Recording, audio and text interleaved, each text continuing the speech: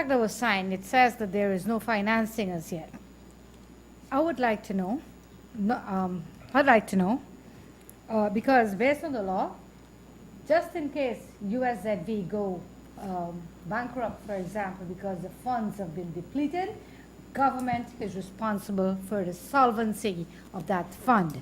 Do you have anything in writing that you have protected government in case you do not obtain financing for this project? Let us assume that you don't get financing because right now you don't have and you are still seeking financing, but went ahead and signed a contract on Monday, which I call an election stunt. But that's my opinion on it. So I'm asking you if you have anything in writing to protect government just in case you do not get the financing for this hospital. I wish you get it, but I would like to know, prior to signing this, do you have anything in writing? Again, for clarity, in my opening, the statement I made was a clarification to make sure that everyone understands that there is a dialysis center, because that perception still lives within the community, and it's a shame that perception was created in the first place. That's all I'm saying. The fact that it was not in the tender documents doesn't mean that there was never a plan for a dialysis center. Regarding the financing, in order to protect the government, and what we've said is that the contract has a financing contingency, a clause so that if the financing is not secured, that the contract will terminate at a particular point. So in that sense, if the financing is not secured, government is not exposed to the full contract price. There is a contingency clause, in other words, that it's the complete execution of the contract will depend on the financing being fully secured. And as a follow-up to that, would that clause in the contract protect government? Because legally, government is liable should the funds at USZV be depleted. Would that clause in the contract protect government, or avoid the contractor INZO from filing any cases or holding government responsible? I think you're mixing up issues. Okay. You're saying, I'm not clear what your question is. So are you talking about exposure from the contract? Both. So again, from the contract perspective, the government is protected in the financing. In terms of the government being responsible for the solvency of SZV, that's something that's there now already, right? And in order to protect that the project is viable, government recognizes that the hospital is funded via its tariffs, and the tariffs are paid by SZV, and to ensure that SZV is solvent, the premiums need to be in line to cover the tariffs. That's why part of all of what we've been working on includes national health insurance, because all of that is geared towards making sure that SZV remains solvent. So in that sense, government is also protected. All right. And I don't know if you have this out of your head, so I'm just going to ask the question. Can you tell us how much money already government SZV spent on KPMG, Royal Haskoning, and all of them to get these advices and all the things ready for the hospital? Because already there is no legislation to say that you can use the money. But can you give us an idea, a figure, as to how much has already been spent from SZV funds? Off the top of my head, no.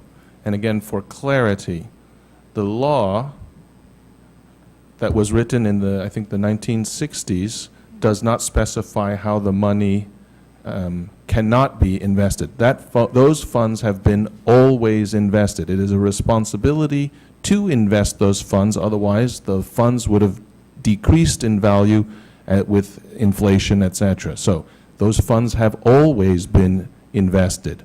The issue is that there was legislation that was supposed to be done before that has never been done, that we have actually drafts and in process. So we are doing what other people in the past have failed to do, and that would regulate where and how those funds can be invested and to what percentage. So there's nothing that says that prohibits how it's invested, and that's what needs to be done is to regulate that, and that's not in place. You understand? Thank you. All right, Mr. Hart, do you have any questions? Yes. Minister Lee, I have a question as well about the hospital. I understand the contract was signed between SMMC and INSO. Where does that leave the position of the government in this whole project?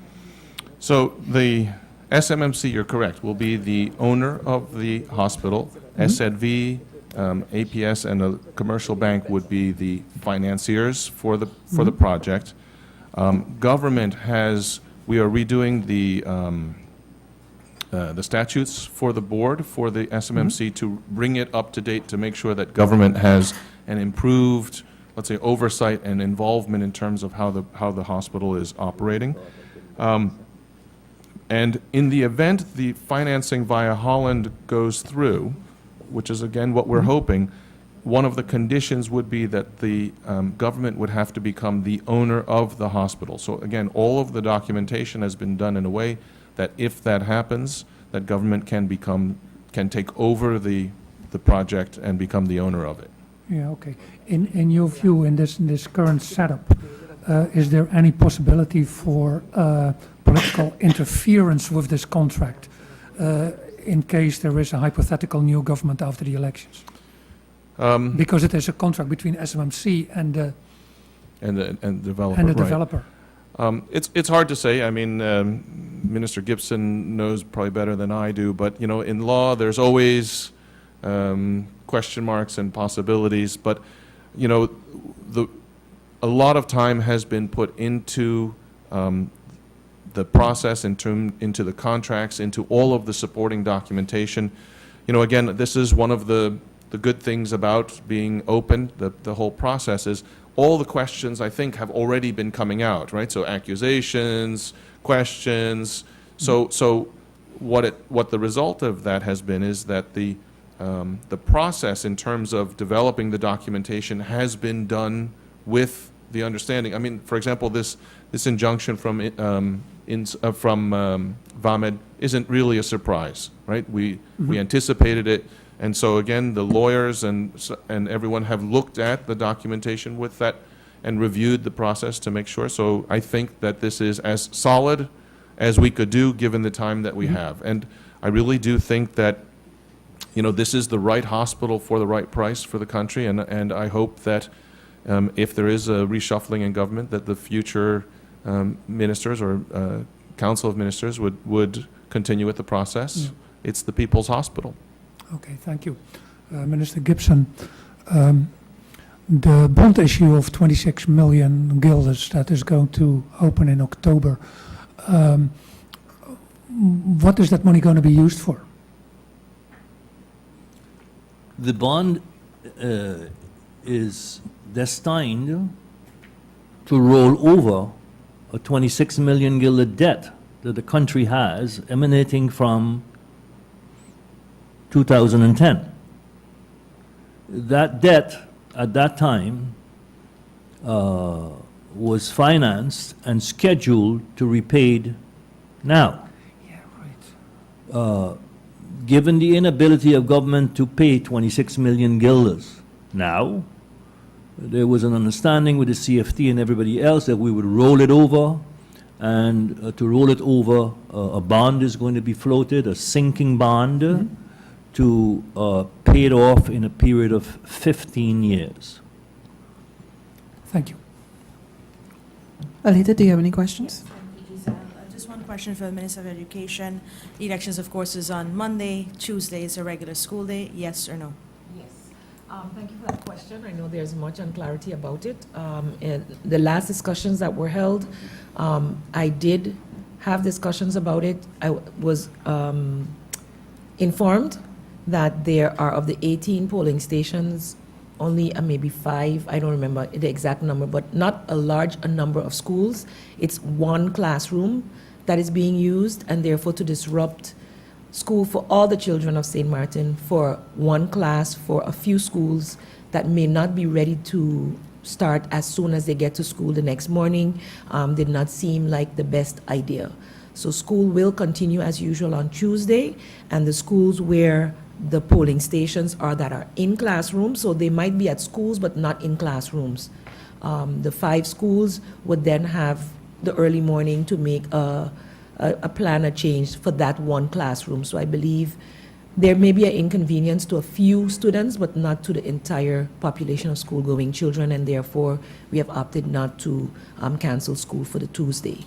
So school is out on Monday, Election Day, the 26th, but school will resume on Tuesday, the 27th, as usual, with 4 or 5 schools probably having to do some adjustments early in the morning to get the classroom to rights, to be able to start and can make arrangements for holding in the interim. So I think when weighing it off, you have to look at the bigger picture, and to inconvenience thousands of students for maybe 100 is, I think, not the best idea. And I hope that the ones who are inconvenienced don't feel too hurt by this decision, but understand that in the best interest of the continuity in education, that it was the best decision we could make at this time. Thank you. Thank you for that question. Michelle, you have one more question? Mr. Lee, just for clarity, you mentioned that VAMED filed an injunction, and you also mentioned that the turnkey developer is now going to work on the design. Can you tell me if the design has changed, and if why did VAMED filed an injunction? Is it that the previous, during the bidding process, a specific amount was put on bid, and now the contract signed yesterday, on Monday, sorry, does it exceed the amount that was on bid? Can you give me some information on that? So, number one, I think at this stage it'd be inappropriate to comment on a legal dispute. So, I'll leave that to the lawyers to handle. And sorry, the first part of your question was the design. Yeah. So remember that this is a design, build, and maintain contract. So the first part is design. So that's what they're starting with. Originally, they came with just a concept with rough floor plans, but that's far from a building document, right? So this is just a evolution, and I think it's also important to mention. We aired an animation. There's still sort of the cladding can change, the look of the building can evolve. There's a lot of changes that will come from consultation with stakeholders. So this is a concept, and the thing about the project is they've, in part of their bid, submitted a price for the design. So whatever the change is, they already have a price for it. That's why we've done a design, build, and maintain project. So this is the first step of that process, and that's all. And that's why I think it's important when we've gone through all the documentation, but we need to move forward. As we lose time, the country loses money. We're losing 20 to 30 million guilders a year in referrals abroad, right? So the more time we lose, the more money that's lost for the country, right? So the process has to continue. We've looked at the objections that VAMED filed. They've all been answered by lawyers and by the Royal Haskoning and advisors, and we feel very comfortable with the process. Otherwise, we wouldn't have advised to sign. Thank you. You're welcome.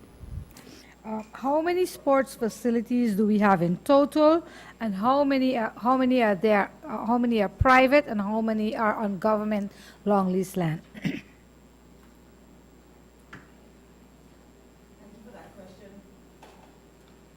The Raul Illich Sports Complex is a government property. John Cooper, we have 10 on this list that I have here. The John Cooper Jose Lake is the property of Mr. Albert Fleming. The L.B. Scott Sports Auditorium Government, Melford Hazel Government. The sports facility in Belvedere, also government property, which falls under the management of the Belvedere Housing Foundation, of the St. Martin Housing Foundation, I'm sorry. The sports facility at St. Peter's, as I mentioned, is in long lease by the St. Martin Youth Council Association. The sports field in Middle Region, next to the Marie Laurent School on the Ellis Road, is the property of Mr. Vaclin Connor. The sports field in the Dutch Quarter area near Martin Luther King is the government of St. Martin. The one in K Bay next to the Lionel Connor School is still in the government of St. Martin. That property was actually designated to be part of the community center for Colby K Bay, and but still remains to date in the hands of government. The sports field in Simpson Bay next to the Sister Regina School is also of government property. On another topic, can you tell us what's the status with the situation regarding school bus?